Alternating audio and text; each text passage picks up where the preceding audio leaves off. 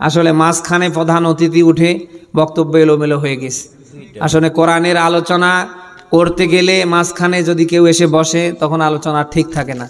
আর এগুলি সিস্টেমও না, আল্লাহর কথার উপরে আর কারোর কোনো কথা চলে বলেন তো? এখন যদি আমি মাসলা দিতাম তাহলে ওরা দল বলে যারা আসছে তারা মন খারাপ করে বসত। এটা ঠিক না। মাহফিল কমিটি যারা আপনারা কি কি কি করেন, উনি এসে বসে থাক, নাহলে ওনার সময় দেবেন আপনি 9টার ভেতরে বা 10টার ভেতরে আসবেন। কারণ আল্লাহর কথা বলার, আল্লাহর কথার উপরে আর কারোর কোনো কথা, আরো জোরে বলেন, সে যেই হয় না কেন, কোরআনের কথা হচ্ছে, এই কোরআনের কথার চেয়ে ওর কথার দাম বেশি। তারপরও মনে করেন যে আপনার যে 2, 4, 5, 10টা স্বাগত, এত কথা বলার তো দরকার নেই। আসসালামু আলাইকুম ওয়া রাহমাতুল্লাহ।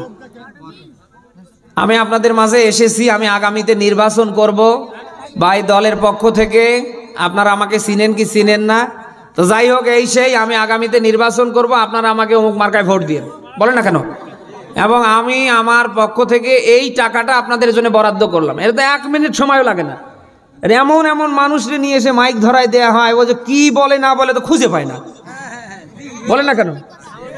তাহলে যে লোক 2, 4, 500 মানুষের সামনে কথা বলতে পারে না, আপনি চিন্তা করেন ও যদি 20,000, 40, 50, 1 লাখ মানুষের প্রতিনিধি হয়, ও কি ঘোড়ার ঘাস কাটবে আমরা, বলেন তো?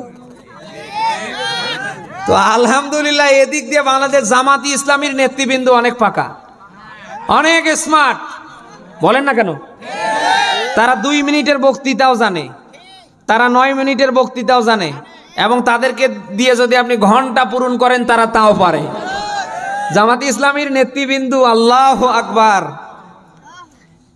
শুধু নেতৃবৃন্দ হিসাবেই গড়ে ওঠেনি, একদিকে মসজিদের ইমামতি জুমায় খুতবা দিতে পারে, আবার অপরদিকে দেশ চালানোর যোগ্যতা রাখতে পারে। বাংলাদেশে কত দল আছে দেখেন, প্রত্যেকটা দলের নেতা নির্বাচন করতে গিয়ে কত গুতুগুতি মারামারি, কতজন মরে যাচ্ছে পদ পদবীর জন্য, বলেন না কেন? কিন্তু একমাত্র দল বাংলাদেশ জামাতে ইসলামী, সারা বাংলার আনাচে কানাচে একেবারে ওয়ার্ড পর্যায় থেকে সর্বোচ্চ বিভাগীয় পর্যায় পর্যন্ত আমির নির্বাচন করা হলো, নেতা নির্বাচন করা হলো। আপনি কি দেখেছেন বাংলার কোনো একটা জেলার, কোনো একটা উপজেলার, কোনো একটা ইউনিয়নের, কোনো একটা ওয়ার্ডে এই নেতৃবৃন্দ সেটআপ দিতে গিয়ে মারামারি হয়েছে? হবে মনে হয় নাকি? আল্লাহু আকবার। একমাত্র দল নীতি নৈতিকতা আদর্শে ভরপুর, তার নাম বাংলাদেশ জামাতে ইসলামী। যদিও অনেকে সহ্য করতে পারছে না, আপনি জামাতের হয়ে গেলেন, কে আপনি ভালোকে ভালো বলবেন না, বলেন না কেন? যে লোকটা জানাজা করতে পারে, মসজিদে কি ইমামতি দিতে পারে, যে লোকটা জুমার খুতবা দিতে পারে, যে লোকটা ময়দানে মানুষকে আকর্ষণীয় 2, 4, 5 মিনিট কথা শোনাতে পারে, এই লোকটার প্রশংসা না করে ওই লোকটার প্রশংসা কি করা যায়? যে লোকটা 200 মানুষের সামনে দাঁড়িয়ে কথা খুঁজে পায় না, বল না কেন? এই জন্য সময় এসেছে, যেহেতু 1.5 দশকে ভোট দিতে পারেননি, সময় এসেছে আপনার ভোট আপনি দেবেন, যাকে না, যাকে খুশি তাকে না, যে আগামীর এই দেশের জন্য যোগ্য আপনার ভোট আপনি তাকে দেবেন।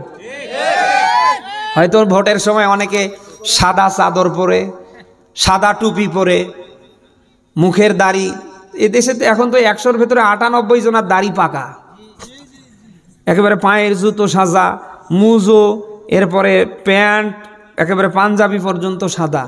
হয়তো আসবে 2, 4, 5 কথায় কেঁদে দেবে, এর কাদা দেখে ভুলে যাইয়েন না, এর ব্যাকগ্রাউন্ডটা দেখবেন 5 তারিখের পর থেকে এখন এই লোকটা কি করছে, বলেন না কেন? সত্য কথা বলতে তো আর বাধা নেই। হাসিনা পালিয়ে যাবার পর থেকে 5 তারিখের পর থেকে আজ ডিসেম্বরের 16 তারিখ পর্যন্ত এই দেশের মানুষের জন্য কারা কি করেছে দেশের 18 কোটি মানুষের জানার বাকি নেই। আন্দাজে মাথায় টুপি, মুখে দাড়ি, সাদা পোশাক পরে এসে 50,000, 1 লাখ টাকা দিলে আমার পাগল হয়ে যাইয়েন না। এই প্রতারণার ফাঁদে যদি পড়েন আবারও ওই রকম 17-18 বছর কাটতে হবে। এজন্য আপনার ভোট আপনি দেবেন যাকে খুশি তাকে না, যে পাওয়ার যোগ্য তাকে দেবেন। আগামীর 2 উপজেলা যে চালাতে পারে, যে মানুষের অধিকার, বৈষম্য, দূর করতে পারবে, মানুষের মাঝে শতভাগ অধিকার প্রতিষ্ঠা করতে পারে, এমন মানুষকে আগামীতে আপনি ভোট দিয়ে আপনার এই গোদাগাড়ি রাজশাহী সহ এই 2 উপজেলার জনপ্রতিনিধি বানার দরকার আছে না নেই? বলেন। অনেককে তো ভোট দিয়েছেন, এই চেয়ারে তো অনেকে বসেছে, অনেকে ভোট ছাড়া, অনেকে ভোট নিয়ে। কথা না বলে বুঝি কি করে? এই 53 বছরে এই চেয়ারে অনেকে এসেছে আর গিয়েছে, কে কিভাবে এসেছে আমি ওটা বলছি না, আমি নিচে নামতেও চাচ্ছি না। যারা যেভাবে পেরেছে এখানে থেকেছে। সামনে ভালো মানুষকে এখানে বসানোর দরকার আছে না নেই? অনেককে তো বসিয়েছেন। সামনে আল্লাহর কোরআন দিয়ে যারা দেশটা চালাতে চায়, একটাবার তাদেরকে একটু বসান না, একটাবার সুযোগ দেন না ভাই। দেখেন আল্লাহর কোরআন দিয়ে দেশ চললে কেমন দেখা যায়, বলেন না কেন? অনেককে ভোট দিয়েছেন জীবনে, আর সামনে একটাবার ভোট দেবেন আল্লাহর কোরআন দিয়ে যারা দেশ চালাতে চায় টুপিওয়ালাদেরকে। দেখেন দেশের মানুষের কল্যাণে মঙ্গলে তারা রাজনীতি শতভাগ পৌঁছাতে পারে কিনা।